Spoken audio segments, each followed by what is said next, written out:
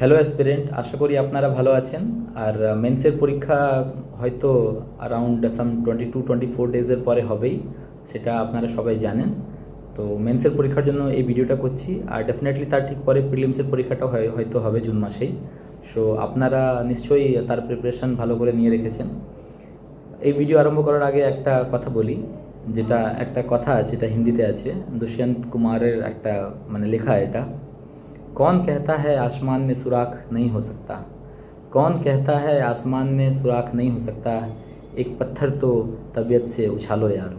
एक पत्थर तो तबीयत से उछालो यारो।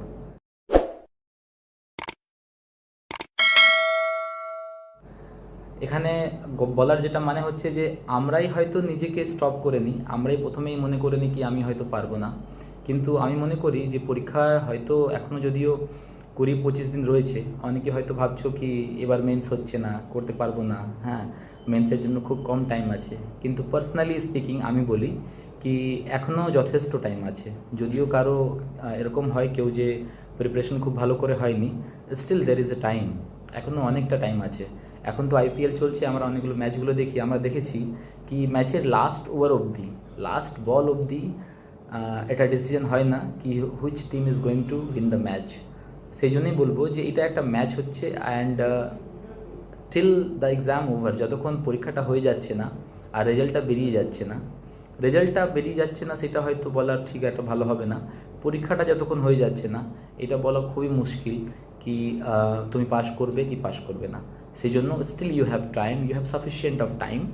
22-24 দিন এখনও আছে, খুব ভালো করে মন দিয়ে এখনও পড়লে ভালো একটা রেজাল্ট করা যেতে পারে। আর সেখানে কি 2-3টে পয়েন্ট যেটা আমি বলতে চাইছি, যেটা খুবই গুরুত্বপূর্ণ ফর মেন্স এক্সামিনেশন, যারা মেন্সের পরীক্ষা দেবে, and definitely for the prelims examination, যারা জুন মাসে প্রিলিমসের পরীক্ষা দেবে। মেন্সের জন্য যেটা বলতে চাই, প্রথমে তো ডেসক্রিপটিভ আমরা জানি যে বাংলা আর ইংলিশ দুটো পেপার, যেখানে অ্যাভারেজ স্কোর আপনারা হয়তো করতে পারবেন। সেখানে সবার থেকে ইম্পর্ট্যান্ট কী আছে, যেখানে আমরা জানি সেখানে 4-5-6টা কোশ্চেন্স থাকে, তার প্যাটার্ন ফিক্স আছে কি কোন প্যাটার্নে কোশ্চেন আসে, একটা এসে বলে লিখতে, একটা লেটার রাইটিং বলে লিখতে। সেটা আমরা মাধ্যমিক উচ্চ মাধ্যমিকে সবাই করে এসেছি, সেখানে কিছু নতুন করে বলার কিছু নেই। সেখানে content will be more important. আর আপনি কারেন্টে যে ইস্যুগুলো পড়ছেন সেখান সেই টপিক ধরেই কোশ্চেনগুলো হয়তো লেটার রাইটিং বা রিপোর্ট রাইটিং সেইখান থেকেই আসতে পারে। তো আপনার কন্টেন্ট এনরিচমেন্ট করাটা খুব দরকার, এখনও টাইম আছে। You can think of the topics and you can prepare those topics very well, সেটা করতে পারেন। তারপরে অপশনালে আবার বলবো যে at least in case of WBCS previous year questions play a vital role. আমার মনে আছে যখন আমি পলিটিক্যাল সায়েন্সের কোশ্চেন পেপার নিয়ে যখন অ্যানালিসিস করছিলাম, তখন দেখছিলাম যে মোটামুটি 2-3 বছর 5-6 বছরের কোশ্চেন পেপারটা যদি সলভ তুমি তৈরি করতে পারো, so you will be in a better position to write the answer. আর 5-6 বছর যদি কোশ্চেন পেপারটা সলভ করে আমরা যাই, definitely most of the syllabus covered হয়ে যাবে। আর সেখানে যেহেতু যেহেতু টাইম এখন কম আছে, কিছু নতুন জিনিস তো পড়া যাবে না, রিভিশনই খুব দরকার আছে সেখানে। তো সেখানে অপশনালে আমরা জানি যে আমরা কয়েকটা কোশ্চেন্স আমরা ছাড়তে পারি। সো আমি বলছি না কোনো টপিক ছাড়তে, বাট স্টিল যদি তোমাকে চয়েস নেই and if you are lack of time যদি খুবই কম আছে, তুমি সিলেক্টিভ কয়েকটা চ্যাপ্টার্স বা কয়েকটা টপিক ছাড়তে পারো। কেন কি কোশ্চেন হয়তো পাঁচটা কোশ্চেন এসছে, সেখান থেকে 3টে লিখতে হলো, সেরকম at least you will get 1 or 2 questions where you can leave the questions. সেরকম একটা জায়গা অ্যাটলিস্ট আছে in case of optional. But অপশনালে স্কোর ভালো করাটা খুবই দরকার। Now it comes to the MCQ, the biggest part, the 800 score. সেখানেই তোমার জিনিসটা তোমাকে ম্যাক্সিমাইজ করতে হবে, তোমার মার্কসটা খুব বেশি করে ভালো করে আনতে হবে। সেখানকার জন্য একটা খুবই গুরুত্বপূর্ণ পয়েন্ট যেটা আমি বলতে চাই, যে অনেক সময় কী হয় MCQ কোশ্চেনে, যে নর্মালি কী হয় যে আমরা অনেক সময় কী করি যে এই কোশ্চেন্সগুলো একটু ইজি ইন সেন্স কি যার লেভেলটা একটু লো আর মিডিয়াম লেভেল, সেই কোশ্চেনগুলো অনেক সময় আমরা ভুল করে ফেলি, সেটা খুব বড় একটা সমস্যা। লাইক টেক এক্সাম্পল, পলিটির ফান্ডামেন্টাল রাইট বা মডার্ন ইন্ডিয়ান ন্যাশনাল মুভমেন্ট, যেখানে যদি ইন্ডিয়ান ন্যাশনাল কংগ্রেসের কোনো একটা কী বলবো একটা মিটিং হয়েছে, সেখানে কে প্রেসিডেন্ট ছিল বা কোনো একটা মিটিংয়ে কী গুরুত্বপূর্ণ ডিসিশন নেওয়া হয়েছে, যদি এই সব কোনো প্রশ্ন, কমন প্রশ্ন যেগুলো অনেক সময় আসে। তাহলে এইসব প্রশ্নগুলি কখনো আমরা মিস করতে পারবো না, আর যদি আমরা এইসব প্রশ্ন মিস করি তখন খুব একটা বড় সমস্যা তৈরি হবে। তার মানে বলা হচ্ছে এটা যে যেই কোশ্চেনগুলো সবাই হয়তো খুব ভালো করে অ্যাটেম্প্ট করবে, মানে যেখানে মানে কি মার্জিনটা খুব কম আছে, মানে মার্জিন অফ এরার যেখানে খুবই কম, যেখানে তোমাকে ঠিক করে আসতেই হবে, সেই কোশ্চেনগুলো তোমাকে কারেক্টলি মার্ক করতেই হবে। তুমি যদি সেই কোশ্চেনগুলো ভুল করো, in that case you will be in a very dangerous situation. হ্যাঁ, তাই যেই কোশ্চেনগুলো সবাই ঠিক করে আসবে, লাইক জাস্ট টেক এক্সাম্পল, যদি এরকম কোশ্চেন হয় কি কংগ্রেসের কোন কোন সালের কোন সালের মিটিংয়ে এম.কে. গান্ধী, মহাত্মা গান্ধী প্রেসিডেন্ট ছিলেন, এরকম একটা কোশ্চেন আসলো। বা যদি একটা কোশ্চেন আসলো মন্টে মোরলে রিফর্মস থেকে একটা কোশ্চেন আসলো, বা যদি সুভাষচন্দ্র বোসের উপরে একটা কোশ্চেন আসলো, বা লালা লাজপত রায় বা জালিয়াওয়ালা হত্যাকাণ্ড, বা non cooperation movement, civil disobedience movement, এইগুলো একটা এরকম পোর্শন যেখান থেকে মোটামুটি আশা করি সবাই কারেক্ট করে আসবে, কেউ ভুল করবে না। আর যদি এইসব কোশ্চেনগুলোতে যদি তোমার ভুল হয়, it means you will be in a dangerous position. এবার যদি কোনো কোশ্চেন খুবই টাফ হয়, তুমি দেখেই তোমার যদি মনে হচ্ছে যেহেতু তুমি প্রিলিমস পাস করেছো তোমার একটা ভালো প্রিপারেশন আছে, আর তারপর যদি কোনো কোশ্চেন দেখে তোমার মনে হয় কি কোশ্চেনটা টাফ আছে, it means that question is tough for almost everyone, ঠিক আছে? সেখানে যদি তুমি সেই কোশ্চেনগুলো ঠিক করতে পারো, you will be have an edge, তুমি একটু এগিয়ে যেতে পারবে সেখানে সবার থেকে। আর যদিও তুমি সেই কোশ্চেনটা ঠিকঠাকভাবে নাও করতে পারো, অ্যাটলিস্ট নেগেটিভ মার্কিং করবে না, সেখানে যদি তুমি নিউট্রাল স্ট্যান্ড মেনটেন করো, that is also good. At least in MCQ তুমি যদি যেগুলো সবাই পারছে, সবাই পারবে, তুমি সেইগুলো কোশ্চেন লাইক 50 থেকে 60% কোশ্চেন্স এরকম ডেফিনেটলি হয় যেটা সবাই পারবে। হ্যাঁ, পরীক্ষা যারা মেন্স ক্লিয়ার করেছে তাদের ডেফিনেটলি প্রিপারেশন লেভেল একটা খুব ভালো আছে। সরি, যারা প্রিলিমস ক্লিয়ার করেছে তাদের প্রিপারেশন লেভেল একটা নিশ্চয়ই খুব ভালো আছে। তো মেন্সের সেই কোশ্চেনগুলো ডেফিনেটলি সবাই আনসার করতে পারবে, ঠিক আছে? তো সেই কোশ্চেনগুলো তোমাকে করতেই হবে, you don't have a choice there. হ্যাঁ, তারপরে যেগুলো 40% কোশ্চেন, সেখানে 40% কোশ্চেনে যে 15 থেকে 20% কোশ্চেন যেগুলো একটু মিডিয়াম লেভেলের কোশ্চেনগুলো থাকবে, সেগুলো যারা করতে পারবে they will be having better chance to get their name in the merit list, তাদের চান্স একটু বেশি হবে। তো তোমাকে যদি 3টে লেভেলের বলা হয়, ফার্স্ট লেভেল তোমাকে যেটা কি দেখে নিতে হবে কি যেগুলো কমন কোশ্চেন, যেগুলো সবসময় কোশ্চেন আসে, বেসিক কোশ্চেন্সগুলো, সেখান থেকে একটাও কোশ্চেন আমার মিস হলে হবে না, সেখানটা তোমাকে ভালো করে কভার করে নিতে হবে। So you have to now whatever time you have, যেটা টাইম আছে আমাদের কাছে এখন, সেই টাইমে তোমাকে কী করে নিতে হবে যে যেই টপিকগুলো যেখান থেকে অনেকগুলো কোশ্চেন আসে অ্যান্ড খুব কমন কোশ্চেন আছে, সেই কোশ্চেন সেই পোর্শনগুলো খুব ভালো করে প্রিপেয়ার করে নিতে হবে।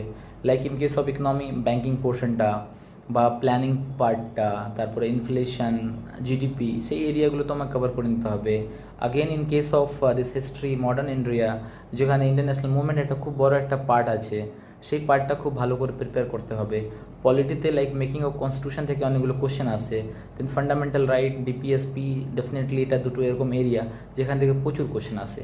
সো তোমাকে এখন প্রায়োরিটি সেট করতে হবে, যেগুলো খুব পপুলার টপিকগুলো যেখান থেকে অনেক কোশ্চেন আসে সেইগুলোকে প্রথম প্রিপেয়ার করবে, তারপরে যারা একটু কম পপুলার সেই কোশ্চেনগুলো প্রিপেয়ার করবে, আর তারপরে থার্ড পোর্শনটা প্রিপেয়ার করবে। আর এখানে মক টেস্ট তো ডেফিনেটলি খুবই ইম্পর্ট্যান্ট। তোমরা ডেফিনেটলি মক টেস্টগুলো অ্যাটেম্প্ট করছো বিভিন্ন বিভিন্ন ইনস্টিটিউট থেকে যেগুলো পেয়েছো, তো সেই মক টেস্টগুলো অ্যাটেম্প্ট করলে হবে না, that mock test should be work as a input for you.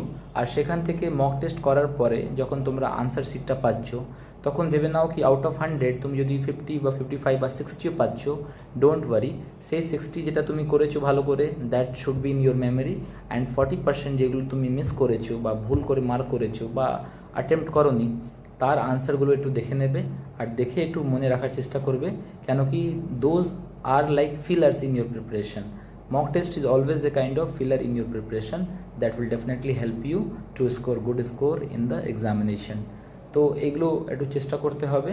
আর তারপরে যেটা পরীক্ষা হলের টাইমে যেটা গিয়ে আমাদের করতে হবে, যে in case of MCQ definitely you have to go through your paper at least twice, দুবার তো মিনিমাম দেখতেই হবে। যারা 3বার করতে পারবে তারা খুব ভালো। ভেবে নাও যে 100টা কোশ্চেন আছে হিস্ট্রিতে, তো তুমি একবার আরম্ভ করলে তো you should take at least 1 round complete, তারপরে একটা রাউন্ড আরও তোমাকে নিতে হবে। ফার্স্ট রাউন্ডে তুমি যেই কোশ্চেনগুলো দেখলে অ্যান্ড তুমি টিক করতে পারো, যেরকম like who was the founder of ব্রহ্ম সমাজ, ব্রহ্ম সমাজের ফাউন্ডার কে ছিলেন, এখানে তুমি অপশানস না দেখেও তুমি জানো হোয়াট ইজ দ্য আনসার, তো সেখানে তোমাকে অপশনও হয়তো দেখতে হবে না, immediately you know the name of the person, you will go and tick that. তুমি অন্যগুলো আর দেখতেই যাবে না, ঠিক আছে? তুমি ইমিডিয়েটলি ওটা টিক করে নিলে, তারপরে তুমি এগিয়ে আসলে।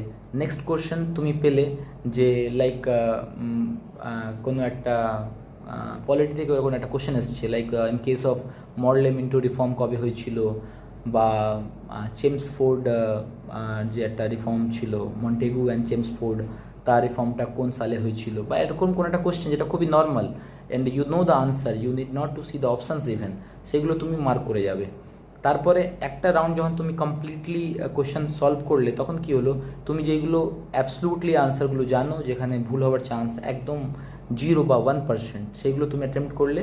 After completing that you go and do the bubble parallelly করে যাও। মানে তুমি 100 কোশ্চেন ফার্স্ট রাউন্ডে করলে, হয়তো তুমি 40টা কোশ্চেন মার্ক করতে পারলে, সেই 40 কোশ্চেন্স আগে তুমি বাবল করে নাও।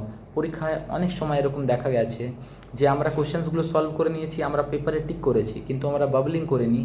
যেহেতু আমরা বাবলিং করিনি, অ্যান্ড লাস্ট টাইমে গিয়ে এরকম হয়ে যায় সিচুয়েশন কি বাবলিং করতে গেলে আমাদের একটা দুটো বাবলিং ভুল করে ফেলি, সেখানেও ডেফিনেটলি লস হয়েছে। যেহেতু এতগুলো পরীক্ষা লেখার পরে যেটা এক্সপিরিয়েন্স গেন হয়েছে যে বাবলিং করবো কখন, আমরা ফার্স্ট রাউন্ড করলাম, 100টা কোশ্চেন ছিল হিস্ট্রিতে, 40টা কোশ্চেন আমি অ্যাটেম্প্ট করতে পেরেছি, সেই 40টা আমি বাবল করে নেব।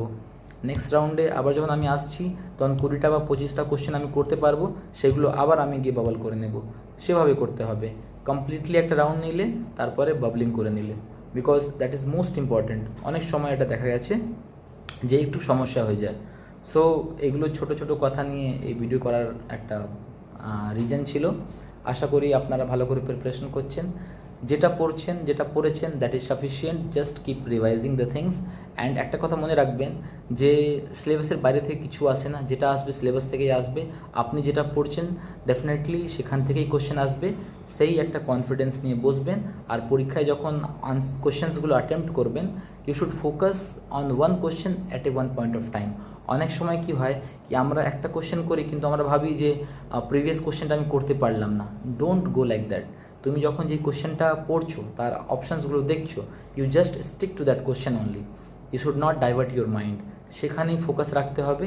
এভাবে প্রিপারেশন করলে আর এভাবে পরীক্ষা অ্যাটেম্প্ট করলে ডেফিনেটলি তোমরা পরীক্ষা পাস করতে পারবে, and there after you can go for your personality test. So all the best to all of you who are going to write the mains examination, and at the same time all the best to all of you who are going to write the prelims examination in the month of the June. Best wishes to you. Bye.